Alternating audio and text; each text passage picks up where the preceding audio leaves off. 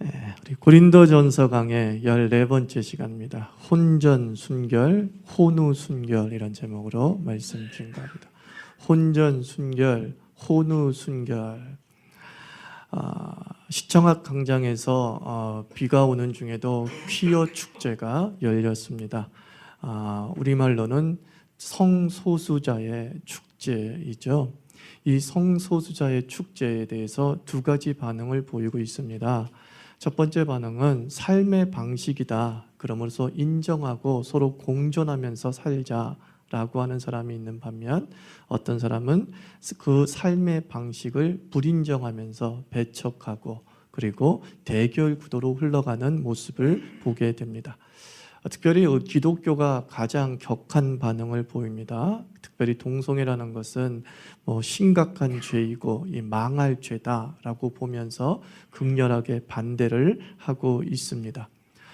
십계명은 헌법과 같은 말씀이죠. 그 십계명에는 성에 관련되어져서 두 가지 계명이 있습니다. 간음하지 말라라는 계명이 있고 그리고 내 이웃의 아내를 탐하지 말라라는 계명이 있습니다. 그러니까 혼전순결과 혼우순결을 강조하고 있는 것이죠. 그런데 우리가 그렇게 심각하게 보는 동성애에 대해서는 십계명에 별다르게 기록하고 있지 않다는 것이죠. 이것은 무엇을 의미하냐면은 성문란이라고 하는 이 범죄 자체가 큰 틀 안에 다 들어가 있음을 얘기하고 있는 거예요. 동성애가 되게 심각한 죄인가? 그렇게만 말할 수 없고 성문란이란 범주 속에서 간음이 들어가고 또 간통이 들어가고 혼전 섹스가 들어가고 혼우 섹스가 들어가고 동성애가 들어가고 있는 거예요. 그런데 우리는 매일매일 드라마에서 혼전 배드신이 일상화된 장면들을 보면서도 누구도 방송국에 가서 그런 방송은 하지 말라라고 데모하는 기독교인들을 찾아볼 수가 없습니다. 그런데 시청 광장에 가서 성소수자에 대해서만 나라가 망할 범죄라는 등 나라가 무너질 엄청난 소돔과 고모라의 범죄라는 등라고 하면서 외치고 있습니다. 우상숭배가 분명히 십계명에 들어가 있습니다만 누구도 불교의 절을 불태워야 된다라고 말하는 기독교인은 없습니다. 또 그 앞에서 데모를 하면서 나라가 망할 종교다, 나라를 망할 우상숭배다라고 하면서 피켓을 들고 있는 사람이 없습니다. 왜 방송국 앞에서 왜 불교의 절 앞에서 이것은 망할 범죄다라고 하면서 피켓을 드는 기독교인들이 없을까요? 왜 안 할까요? 어렵다는 겁니다. 방송국엔 힘이 있어요. 불교에는 힘이 있어요. 불교는 기독교인보다 더 많은 숫자를 가지고 있어요. 방송국은 여론을 조성을 해요.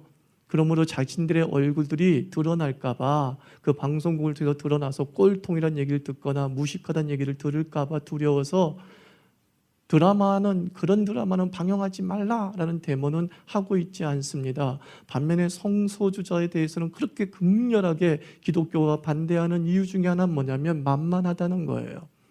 말 그대로 숫자가 별로 없다는 것이죠. 정말 나라가 망할 죄는 딴 곳에 있는데 그거 하나를 가지고서 기독교인이 마치 온전한 윤리를 가지고 있는 양 드러나고 있다는 것이죠. 제가 이 말씀을 드린 이유가 무엇이냐면 우리 대한민국은 신정국가가 아닙니다. 대한민국은 국교가 있는 나라가 아니라는 거예요. 가톨릭이 국교다 또는 개신교가 국교다 불교가 국교다 아니요, 신정국가가 아닙니다. 대한민국은 다문화 사회입니다. 다종교 사회입니다. 그러므로 그 다문화를 인정할 수밖에 없고 다종교를 인정할 수밖에 없습니다. 함께 공존하면서 살아가야 되는 것이죠. 그런데 이런 퀴어 축제에 대해서 기독교가 유난을 떠는 것, 특히 기독교 전체가 아니라 극보수에 해당되는 근본주의적 기독교 사상을 갖고 있는 자들이 유난을 떨고 있습니다. 특별히 문제 많은 목사들이 거기 전면에 앞장서 있는 모습을 보게 됩니다. 돈 문제에 걸려있고 여자 문제에 걸려있고 권력 문제에 걸려있는 자들이 대표 자리 딱 하나 잡고서 기어 축제를 가지고 망할 범죄, 성경에서 소돔과 고모라를 멸망시킬 범죄라고 하면서 치를 떨면서 주여 주여 기도하고 있는 모습을 보게 됩니다. 여기서 우리는 정치적 속셈을 읽게 되는 것이죠. 그게 뭐냐면 이슈가 이슈를 덮는다라는 거예요. 이슈가 이슈를 덮는다. 앞장서 있는 사람들이 참 문제가 많은 사람들이에요. 근데 그 문제 많은 사람들이 그 성소수자를 공격함을 통하여서 자신들의 문제를 덮고 있는 것이죠. 자신들의 엄청난 죄악과 엄청난 범죄와 엄청난 횡령죄를 가지고 있는데 성소수자 그 하나 문제를 가지고서 성도들의 관심을 돌려버리는 것이죠. 정치적 속셈이 있는 거죠. 이슈가 이슈를 덮는다가 극명하게 드러난 한 예라고 저는 감히 말씀을 드립니다. 이슈가 이슈를 덮는다. 오늘 본문 말씀이 그 얘기예요. 고린도 교회가 이슈를 이슈로 덮는 간교한 술책을 벌였다는 것이죠. 바울은 고린도 교회의 심각한 문제를 폭로합니다. 1절 말씀 보니까 너희 중에 심지어 음행이 있다함을 들으니 그런 음행은 이방인 중에서도 없는 것이라 누가 그 아버지의 아내를 취하였다 하는도다. 고린도 교회의 성적 문란이 극에 달아 있는 모습을 봅니다. 근데 그 성적 문란이 폐륜적인 문란이에요. 이방인조차 찾아볼 수 없는 아버지의 아내를 취하는 폐륜적인 성문란이 고린도 교회를 지배하고 있습니다. 그런데 아버지의 아내를 취하는 이런 성적 문란을 자행하고 있는 자들이 누구이냐, 이게 중요해요. 그들이 누구였냐면 일반 성도가 아니었다는 거예요. 평범하게 사는 사람이 아니었다는 거예요. 그들은 지도층이었어요. 그들은 교회 밖 사회에서도 권력을 가지고 있었고 재력을 가지고 있었고 지력을 갖춘 자였습니다. 근데 교회 안에 들어와서도 그 권력과 그 재력과 그 지력이 영향을 미쳐서 고린도 교회의 지도층의 반열에 올랐던 것이죠. 그러면서 그들은 옛 습관을 여전히 버리지 못하고 성적 문란, 고린도 교회의 권력, 고린도 사회의 도시의 밖에서의 권력자들은 얼마든지 여자를 살 수도 있었고 일부 다처제를 할 수 있었고 형의 아내를 취할 수 있었고 이런 것들을 그대로 버리지 않고 갖고 들어옵니다. 그런데 그런 것들이 이제 문제가 되지 않습니까? 그 문제를 어떻게 풀어내느냐? 파당으로 화제를 돌려버리게 하는 거예요. 아볼로파가 어떻고 바울파가 어떻고 게바파가 어떻고 그리스도파가 어떻고 이게 누가 만들어낸 거였냐면은 바로 떠오르는 지도자들, 바울이 아니라 게바가 아니라 아볼로가 아니라 고린도 교회에서 흡수된 세상 밖에서 모든 힘을 가지고 있으면서 고린도 교회에 들어와 예수를 믿은 떠오르는 신흥 지도층들이 자신들의 윤리적 문제의 화제를 무마시키기 위해서 파당을 만드는 것입니다. 그러면서 얘기합니다. 나는 아볼로에게 세례를 받았는데 아볼로가 어떻고 저떻고, 아볼로는 좀 문제가 있고 바울은 또 문제가 있고, 거기다가 가짜 뉴스까지 퍼뜨리지 않습니까? 바울은 돈을 밝히는 자이다, 바울은 말에 어눌한 자이다 라고 하면서 거짓 뉴스까지 만들어서 고린도 교인들의 관심을 다른 쪽으로 돌리게 했던 거예요. 이슈가 이슈를 덮는다는 이 정치적 책략이 지금의 정치적 책략이 아니에요. 고대부터 존재했던 정치적 책략이고 그것은 교회 안에서도 그대로 적용되고 있음을 고린도 교회를 통해서 발견하게 되는 거죠. 그런데 이것이 먹혔다는 거예요.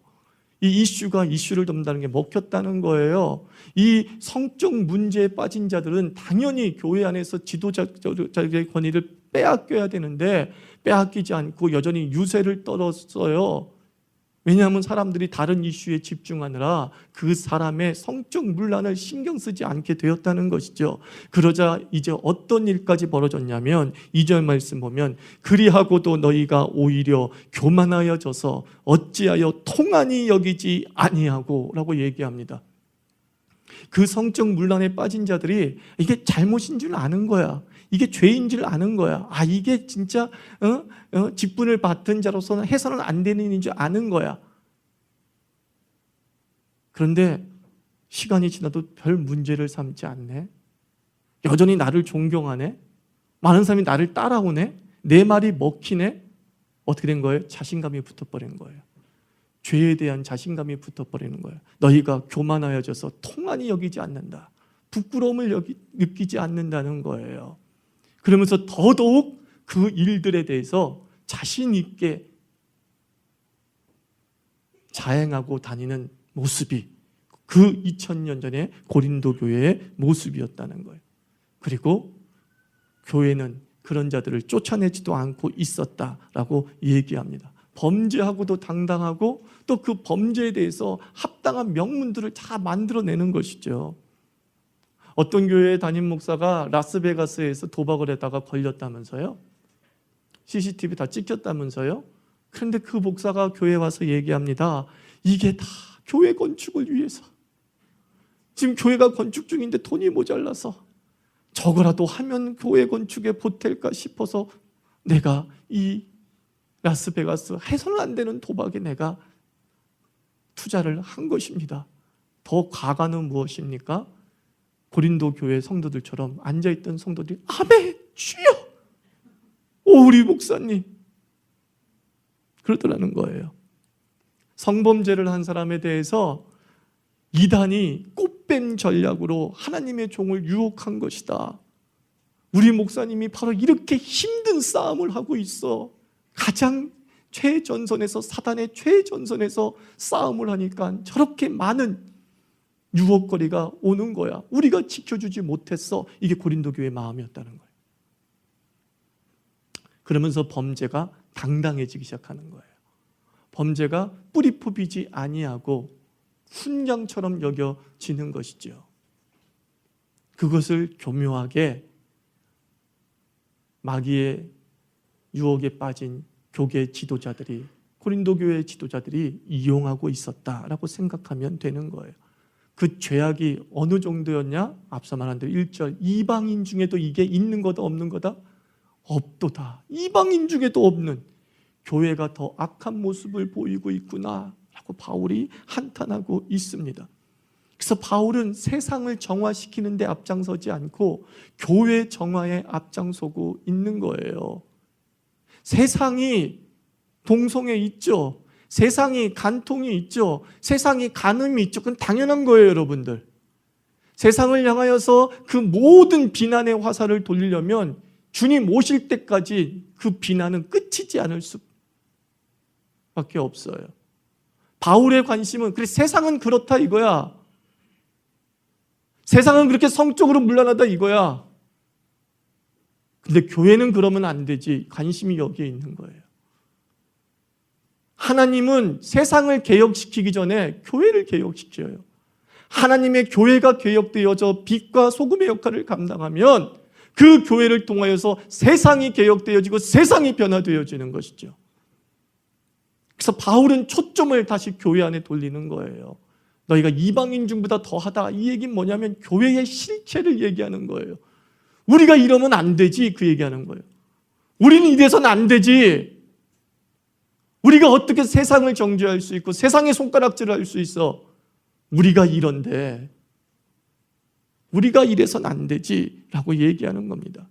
누구의 말씀이에요? 예수님의 말씀이잖아요. 너희가 어찌하여 남의 눈에 티끌은 보면서 네 눈에 대들보는 보지 못하느냐라고 말씀하지 않습니까? 우리 안에 엄청난 더러움들은 보지 못하고 세상의 더러움을 얘기하면서 내 더러움을 덮어버리는 이슈를 통해 이슈를 덮어버리는 정치적 책략들이 다 우리 한 사람 한 사람에게 자행되고 있지 않습니까? 어느 한 집단만 그런 정책을 펴는 것이 아니라 그런 책략을 펴는 것이 아니라 우리 한 사람 한 사람 개인이 내 죄의 문제를 덮기 위해서 다른 죄들을 계속 부각시키는 것이죠. 그래서 내 죄에 관심을 갖지 못하게 만들고 내 삶에 관심을 갖지 못하게 만드는 거예요. 그리고 나는 마치 온전한 크리스찬인 양 딱 앉아있는 모습일 수 있다는 거예요. 2000년 전의 고린도 교회가 지금 나의 모습임을 우리가 솔직히 인정해야 되는 것이죠. 2000년 교회 이슈로 이슈를 덮는 그러한 간교한 술책들을 나도 모르게 우리는 하고 있지 않는지, 남의 죄의 폭로를 통해서 대사회적인 문제에 대한 관심을 통해서 교회 안에 썩어빠진 모습들에 대해서는 눈 감는 책략을 우리는 버리고 있지 않는지, 항상 점검해 봐야 되는 거예요. 교회가 청년들에게 혼전 순결을 강조합니다. 그런데 이 대한민국의 21세기 대한민국의 교회는 청년의 문란보다 더 큰 문란이 뭔지 아십니까? 당신들의 문란이에요. 결혼한 사람들의 문란이에요. 기성세대의 문란이에요. 최소한 결혼하지 않은 사람은 사랑이란 이유로 결혼을 전제로 해서 성관계를 맺는다고 최소한 이해할 수 있어요. 결혼한 우리는 뭐예요? 결혼한 우리는 뭐예요? 청년들이 한심하기 짝이 없다라고 얘기하는 우리는 지금 뭐 하고 있죠? 우리가 문란하지 않습니까? 기성세대가 문란하지 않습니까? 혼후 순결을 지키지 못하고 있잖아요. 혼후 순결을 지키지 못하는 유혹에 만날 노출되어지고 그곳에 가잖아요. 얼마나 안타까워요. 청년들이 걱정되나요?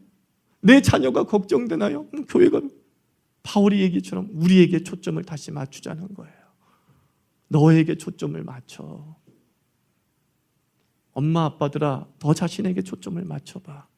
너 그렇게 살았니? 너 그렇게 살았니? 이 얘기를 하고 있는 것이죠. 사랑하는 성도 여러분, 성적인 문란이 무지 큰 죄다. 하나님 앞에서 큰 죄 작은 죄는 없어요. 다 죄예요. 다 죄예요. 그러므로 우리는 어떤 한 문제를 집중하면서 그 문제만 해결하려고 하는 것이 아니라 우린 결벽증 같은 강박증을 가지고 있어야 돼요. 다 깨끗해야 된다라는 강박증을 좀 가지고 있어야 돼요. 완전하게 우리가 그 깨끗함에 도달할 수는 없지만 내가 좀 결벽증 같은 영적 결벽증을 가지면서 내가 좀 이 부분이 아니라 전체적으로 좀 멋지게 살고 싶다. 전체적으로 좀 깨끗하게 살고 싶다. 이 마음을 가지고 있어야 돼요. 그래야지 20점이라도 따져. 그래야지 30점이라도 따져. 근데 어느 하나의 틀, 큰 죄, 작은 죄를 나누고서 나는 저 큰 죄를 지지 않았기 때문에 문제 없음이라고 얘기하는 것은 바로 이슈를 덮는 책략과 다름이 없음을 우리가 기억해야 돼요. 이 교회의 순결을 위한 하나님의 방법이 무엇이었느냐? 징계죠, 징계. 오늘 본문에 참 어려운 말씀 하나 나옵니다. 4절과 5절인데 4절 보면 주 예수의 이름으로 너희가 내 영과 함께 모여서 우리 주 예수의 능력으로 5절 이런 자를 사탄에게 내주었으니 이는 육신은 멸하고 영은 주 예수의 날에 구원을 받게 하려 함이라 라고 말씀하고 있어요. 되게 어려운 말씀 중에 하나고 논란이 있는 말씀 중에 하나입니다. 그러나 개신교의 개혁신학은 어느 정도 통일된 해석이 있습니다. 사탄에게 내어주다라고 하는 이 말은 말 그대로 존재하는 사탄을 얘기하는 것이 아니라 이 세상을 사탄이 지배하는 것으로 보는 것이죠. 그러므로 사탄에게 내어준다, 즉 세상으로 내보낸다. 그걸 교회 용어로 따지자면 출교라는 거예요. 교회 밖으로 내쫓는다. 초대교회에서 범죄한 사람들, 깨달음을 갖지 못한 사람들에게 최후에 쓰는 가장 큰 징계 방법이 뭐였냐면 이 교회를 떠나라 이거예요. 교회 밖으로 나가라 라는 거예요. 사단에게 내어주었으니 즉 출교시켰으니 라고 얘기하는 거예요. 이 교회에서 떠나게 하였으니 이 징계예요. 그리고 또 하나 육신은 멸하고 영은 주 예수의 날에 살리기 위함이다 라는 말씀이 있죠. 그러면 우리는 이렇게 생각합니다. 맞아, 육은 죽어도 영은 사는 거야. 그러면 이거는 이원론에 빠지는 것이에요. 구원은 육은 버리고 영이 구원받는 게 아니죠. 우리는 다시 이 몸도 어떻게 되죠? 부활하지 않습니까? 하나님의 신령한 몸으로 부활하지 않습니까? 구원은 영육을 함께 아우르고 있는 것이에요. 우리의 육체는 버림받고 영은 구원받는다는 의미가 아니라는 것이죠. 그래서 칼빈은 이 부분을 어떻게 해석을 했느냐 하면 육은 멸하고 영은 구원받게 하려 하심이다 라고 하는 것은 징계의 기능적 설명을 하고 있는 것이에요. 하나님께서 그 범죄한 자들에게 깨달음을 얻지 못하는 자에게 최후의 방법으로 징계를 해요. 그 징계는 우리의 육체에 뭐예요? 힘듦과 어려움을 주는 것이죠. 고난이라고 표현할 수 있고 병듦이라고 표현할 수 있고 어떤 교회 밖으로 쫓겨남으로 인한 관계의 상실일 수 있는 것이죠. 이 땅에서 좋다고 여기는 모든 것들에 대한 박탈, 그게 징계이죠. 그게 징계이죠. 그것이 육에 속한 우리가 살아가고 있는 세상에 속해 있는 가치들을 빼앗기고 잃어버리는 것이죠. 그리고 그 세상에 있는 가치들과 좋아하는 것들을 빼앗기고 잃어버리고 상실을 통하여서 그가 다시 예수께 돌아오는 역사가 있는 거죠. 마치 누구처럼? 탕자처럼. 탕자가 그 모든 것을 가지고서 다 누리며 살았으나 그 모든 것을 잃어버렸을 때 다시 누구에게 돌아오죠? 내 아버지의 집은 참 거할 것이 많고 먹을 것이 많은데 라고 하면서 아버지의 품으로 돌아오듯이 징계가 우리로 하여금 다시 예수께로 돌아오게 한다라는 말씀을 하고 있는 거예요. 그러니까는 육은 멸하고 무슨 뜻이라고요? 우리 인생의 고난을 겪을 수 있다는 거예요. 하나님께서 우리를 돌아오게 만들기 위하여서 최후의 방법으로 어쩔 수 없이 쓰는 게 몽둥이 드는 거라는 거예요. 저 인간은 버리지 않아요. 선택한 백성은 버리지 않아요. 그가 온갖 추악한 죄를 범했다 할지라도 예수는 능히 그 죄에서 우리를 구원할 줄 믿습니다. 그런데 하나님께서는 정결한 구원을 이루기 위하여서 그에게 뭐예요? 방망이를 드신다 이런 뜻이에요. 몽둥이를 드신다 이거예요. 이놈아, 내가 너한테 온갖 방법을 다 썼는데 네가 깨달지를 못하는구나. 그러니까 내가 어쩔 수 없이 널 좀 때려야겠다 이겁니다. 때려야겠다, 빼앗아야겠다, 잃어버리게 해야겠다, 병들게 해야겠다 라고 말씀하고 있습니다. 그러니까 이 바울의 출교 조치는 제 뼈를 깎는, 제 살을 자르는 그런 사랑이라고 생각을 해요. 바울이 난 더 아팠을 것이다 라고 저는 생각을 해요. 여러분, 사랑은 무엇일까? 따뜻함이 사랑이냐? 그렇게 정의할 수 없어요. 사랑이라고 말할 수 있는 것은 너무나 많아요. 오죽했으면 예수님께서, 바울도 고린도전서 13장에서 사랑은 온유하고 사랑은 뭐 절제하고 사랑은 뭐 친절하며, 사랑이라고 말할 수 있는 다양한 것들을 얘기하고 있지 않습니까? 사랑은 따뜻하냐? 따뜻하기만 한 게 사랑은 아니라는 것이죠. 때로 사랑은 냉정하기도 하고 단호하기도 한 거예요. 냉정도 사랑이고 단호함도 사랑이에요.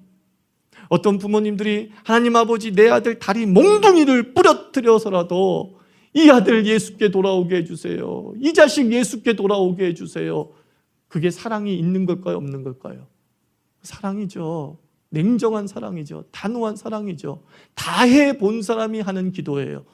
타일러 보기도 하고 얼르기도 하고 도와주기도 하고 참기도 하고 용서하기도 하고 윽박지르기도 하고 다 해본 사람이 마지막에 하는 게 뭐예요? 단호한 사랑인 거야. 안 되겠다, 매를 들어야겠다 하면서 하나님께 기도하는 거예요. 주님, 다리 몽둥이를 부러뜨려서라도 이놈 좀 돌아오게 해주세요. 처음부터 이런 기도하지 않죠. 다 해봤거든요. 다 해봤기 때문에 마지막이라도 이 아이가 돌아오기를 바라는 마음으로 냉정한 사랑을 표현하는 것이죠. 하나님 아버지께서도 우리를 위해서 뭐예요? 다 해보셨어요. 선지자를 수없이 보내서 타일러 봅니다. 말씀으로 깨닫게 해봅니다. 그리고 무조건 용서도 한번 해보십니다. 때로는 하늘의 복을 내려주시어서 인생이 형통케도 한번 해주십니다. 그러면 하나님의 살아계심을 느낄까 싶어서 형통케도 해주십니다. 그리고 매도 들어보시면서 때려보십니다. 안 되겠니 안 되겠니 하면서 매를 들어서 때리기도 합니다. 심판하기도 합니다. 나라를 무너뜨리기도 합니다. 사업을 무너뜨리기도 하십니다. 하나님은 사랑의 마음을 가지고서 다 해보시는 거예요.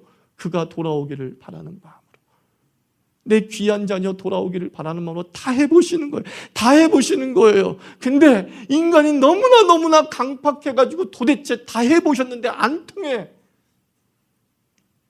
그래서 하나님이 마지막으로 하신 게 뭔지 아십니까?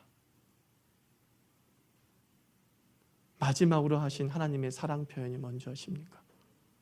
내가 죽자 이거예요. 내가 죽자. 형통도 안 되고 징계도 안 되고 타일러도 안 되고 윽박질러도 안 되고 이놈들이 돌아와야 되는데 하시면서 말씀합니다.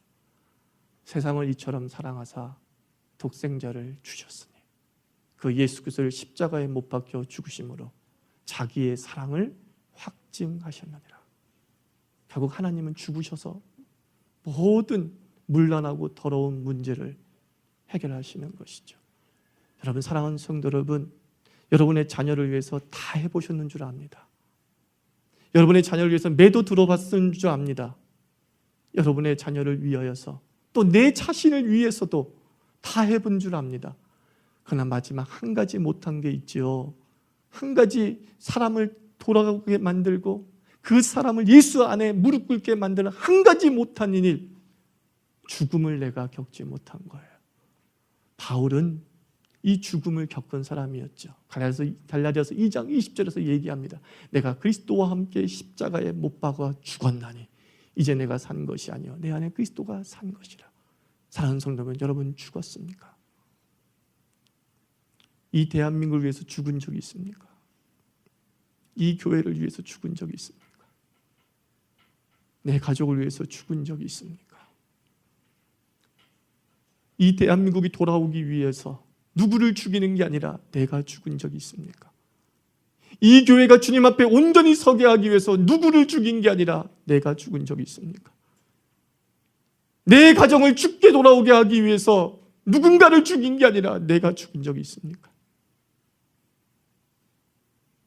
징계도 해결하지 못하는 부분을 끝내 해결할 수 있는 힘이 십자가에 있는 줄 믿습니다. 그래서 바울은 뒤에 부분에서 예수님과 똑같은 마음으로 얘기해요. 내가 나의 자신을 다 허비해서라도, 나를 죽여서라도, 나를 쳐 복종시키게 하는 삶을 통해서라도 내가 죽게 돌아오기를 원한다 하는 마음을 고백하고 있습니다. 사랑하는 성도 여러분, 우리 청년들에게 정죄하면서 너 혼전순결이라 지켜 라고 하는 것이 아니라 내가 먼저 성욕을 죽이십시오. 세상을 향해서 똑바로 살아 라고 하지 말고 나 편하고자 하는 마음 죽이십시오. 세상을 향해서 빛과 빛이 되고 정직하게 살아 라고 하는 것을 떠나서 내가 누군가를 속이려고 하는 마음을 죽이십시오. 내가 죽여야 근본적인 문제가 해결될 수 있는 것이죠. 내 자신이 죽어야 비로소 돌아오는 역사가 벌어지는 줄 믿습니다. 내가 아직 죽지 못한 부분이 뭐가 있을까요? 많은 부분이 있다고 봐요. 다 해봤는데 하나님 다 해봤어요. 이 사업을 살리기 위해서, 이 가정을 살리기 위해서 내가 다 해봤어요. 안 해본 것 하나 있을 거예요. 그게 뭐라고요? 죽음이에요. 죽음. 내 정욕을 십자가에 못 박아 죽였는지, 내 야망을 십자가에 못 박아 죽였는지, 내 자존심을 십자가에 못 박아 죽였는지 한번 점검해 보시면 우리는 끄덕일 수밖에 없어요. 내가 한 번도 죽은 적이 없구나. 누굴 죽이는 건 잘했는데 나를 죽이는 건 참 못했구나 라는 것을 우리가 비로소 깨닫게 되는 것이죠. 사랑하는 성도 여러분, 그래요. 세상이 문란합니다. 세상이 썩었습니다. 그런데 세상은 원래 그런 거예요, 여러분. 하나님은 세상을 가지고 이 땅을 심판하지 않고요. 하나님은 교회를 가지고 이 땅을 심판하시는 것입니다. 그렇게 전가의 보도처럼 사용하고 있는 소돔과 고모라가 동성애처럼 망했다. 뭐 성경 해석 가지고 따지면 말도 안 되는 해석이지만 그래, 그거 받아들여 봅시다. 그런데 우리가 창세기를 읽어보면 정말 소돔과 고모라가 동성애 때문에 망한 것입니까? 아니죠. 의인 10명이 없어 망했다고 그랬다. 의인 10명이 없어. 의인이라는 것은 10명은 최소 단위예요. 히브리인들의 최소 단위가 10명이에요. 다른 말로 무슨 뜻이에요? 그 안에 롯이 있었잖아요. 바울의 아브라함의 조카 롯이 있었잖아요. 여호와를 아는 롯이 있었잖아요. 그러니까 그 롯도 하나님 보기에 뭐 했다는 거예요? 부족했다, 그런 뜻인 거예요. 롯은 은혜로 구원받은 것이지 의인이기 때문에 구원받은 게 아니에요. 소돔과 고모라에 한 사람의 의인도 없어서 망한 거예요. 다른 말로 무슨 뜻입니까? 교회 때문에 망하는 거예요. 교회 때문에 심판이 오는 거예요. 또 다른 말은 무슨 뜻입니까? 내 가정이 안 되는 건 나 때문이라는 거예요. 이 사업 안 되는 건 나 때문이라는 거예요. 내가 주 앞에 온전히 서서 나를 복종시키고 나의 모든 더러운 것들을 죽일 때에 그 나의 죽음을 통해서 빛과 소금의 강력한 영향력이 세상을 향해서 퍼지게 될 줄 믿습니다. 우리는 죽었다 하나 다시 살아날 줄 믿습니다. 같이 기도합시다.